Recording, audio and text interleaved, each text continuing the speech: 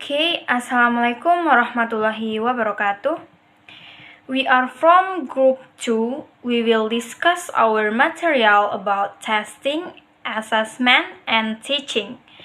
My name is Putri Jasmine as a moderator and speaker, and my friends Afif Zaki Pranata as a speaker, Dewi Fran Henry as speaker, and Areza Gamara as a speaker. The first material I will convey about concept of test, assessment, and teaching. Test is one form of assessment. Brown 2004 simply defines a test as a method of measuring a person's ability, knowledge, or performance in a given domain. Assessment is a part of teaching process. Assessment, on the other hand, is an ongoing process that has a much wider domain than a test. Whenever a student answers a question, gives comments, writes some work, or tries out new structure, the teacher subconsciously makes an assessment of a student performance. Tests are then just a subset of assessment. To help teacher evaluate teaching effectiveness, it is better to use assessment rather than testing. Assessment focuses on open-ended and creative answers, and the output is individualized feedback. In this way, assessment can increase student independence by encouraging them to evaluate their own progress and pinpointing areas that require further improvement. Thank you. 2. Types of assessment. Diagnostic purpose. Help student prior knowledge and identify learning gaps when it's used at the beginning of a learning period. Example, pre-test, pre-assessment. Formative purpose. Monitor student learning during the instructional process when it used during the learning process. Example, quiz, classroom discussion, homework.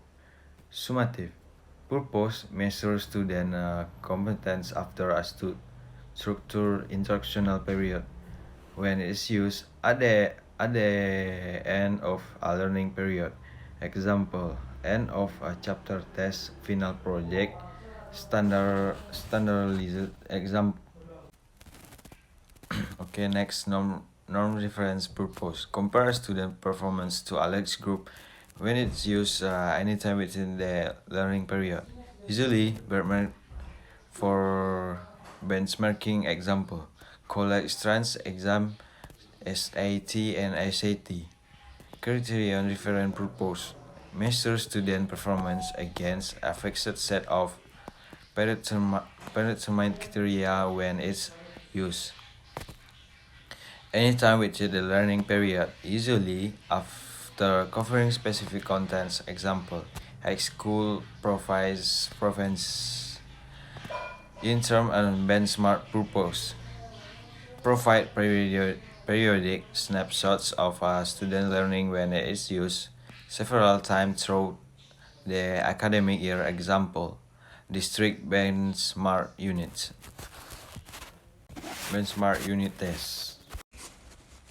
Assalamualaikum warahmatullahi wabarakatuh. My name is Areza Gamara. I will explain about teacher-made test versus standardized. Teacher-made tests. They are made by the teacher himself to measure the achievement of his pupil from time to time.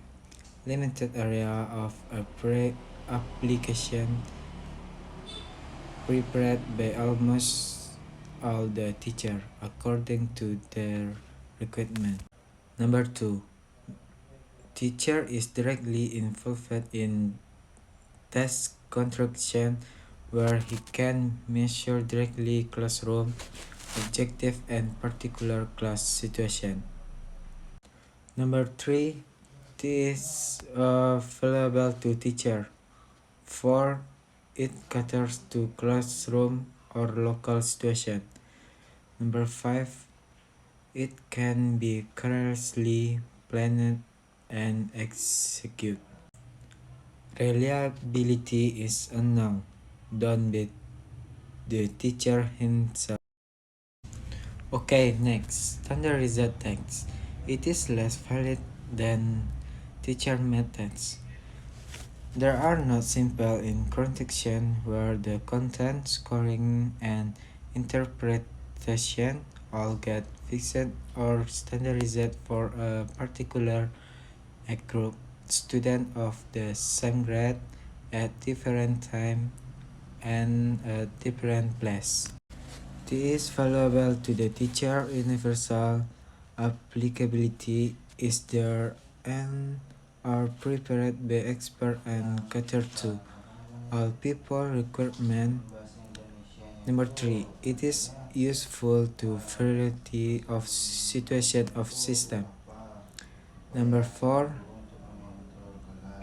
it is less relevant for a particular situation. Number 5, it can be carelessly planned and executed. Number 6, reliability in ensured all the questions in it are expertly written, properly pre-tested, rigorously analyzed, and scientifically refined. Assalamualaikum warahmatullahi wabarakatuh. Okay, I'm Devi Vanendri will explain the next approaches to language testing. There are 4 types of approach to language testing. One, the essay translation approach. The essay translation approach has characteristic. 1. This approach is commonly referred to as the pre-scientific stage of language testing. 2. No special skill or expertise in testing is required. 3. Tests usually consist of essay writing, translation, and grammatical analysis. 4.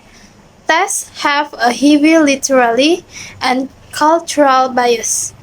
And 5. Public examinations resulting from the test using this approach sometimes have an oral component at the upper, intermediate, and advanced level. Maksudnya di sini, pendekatan dari essay translation ini, pendekatannya biasa disebut dengan tahap pengujian bahasa pra-ilmiah. Tidak memerlukan keahlian atau keahlian khusus dalam pengujian, dan tesnya biasa terdiri dari terjemahan penulisan esai dan tata bahasa analisis.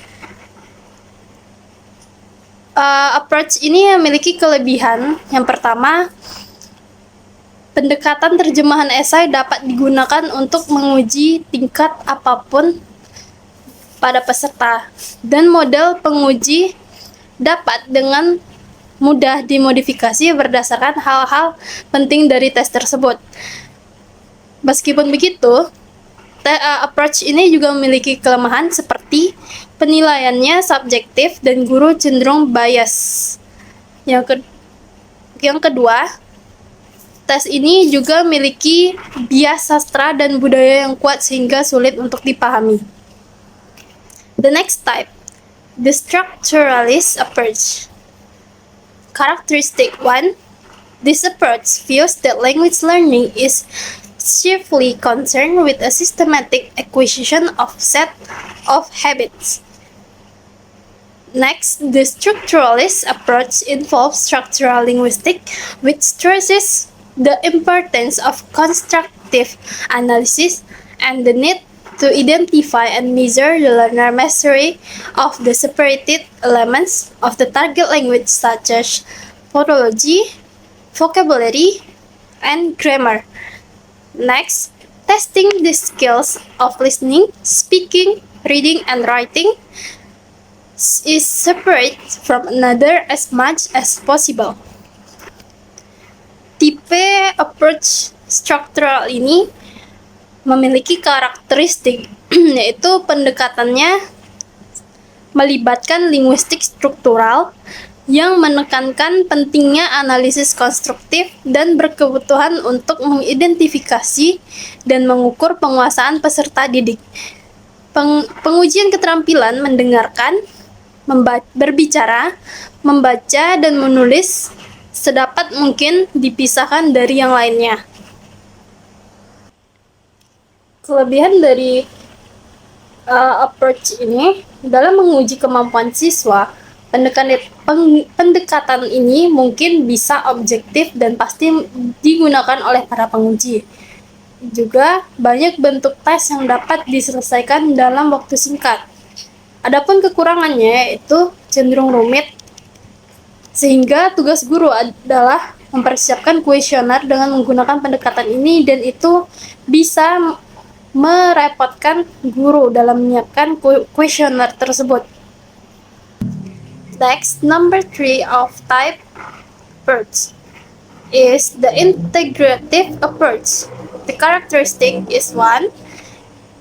This approach involves the testing of language in context and thus concerned primarily with meaning and the total communicative effect of discourse.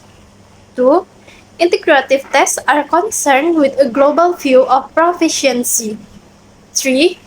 Integrative testing involves functional language but not the use of functional language. And 4. The use of class test, dictation, oral interview, translation, and essay writing are included in many integrative tests. Tipe approach ini memiliki karakteristik yaitu pendekatannya melibatkan pengujian bahasa dalam konteks dan dengan demikian berkaitan dengan makna dan efek komunikatif keseluruhan dari wacana. Tes integratif berkaitan dengan pandangan kemahiran global dan penguji integratif melibatkan bahasa fungsional tetapi tidak menggunakan bahasa fungsional tersebut. Adapun kelebihan dari approach ini yaitu pendekatan makna dan efek komunikatif totalnya sangat berguna bagi siswa dalam ujian. Dan kekurangannya, banyak yang berpendapat bahwa mengukur keterampilan terpadu lebih baik daripada tipe pendekatan ini. And the last type is the communicative approach. The characteristics are 1. Communicative tests are concerned primarily with how language is used in communication. 2. Language use is often emphasized to the exclusion of language usage. 3. The attempt to measure different language skills in communicative tests is based on a view of language referred to a divisibility hypothesis. And 4. The test content should totally be relevant for a particular group of examinees, and tasks should relate to real-life situation. Maksudnya, tes komunikatif ini berkaitan dengan bagaimana bahasa itu digunakan dalam komunikasi, dan penggunaan bahasa seringkali ditekankan hingga mengesampingkan penggunaan dari pendekatan tersebut.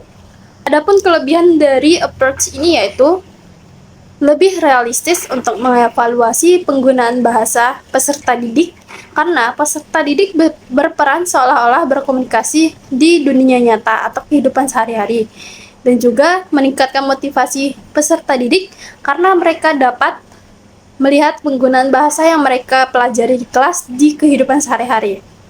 Namun adapun kekurangannya yaitu tidak efisien atau makan waktu dan tenaga. Juga masalah ekstrapolasi.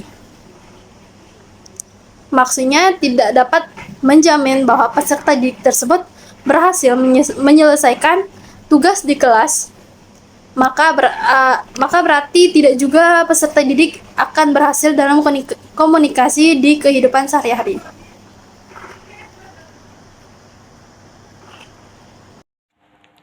Okay, I want to explain the last material about current issues in language testing. Language testing in international education face several challenges, such as ensuring validity, reliability, fairness, and usefulness across different settings, cultures, and language.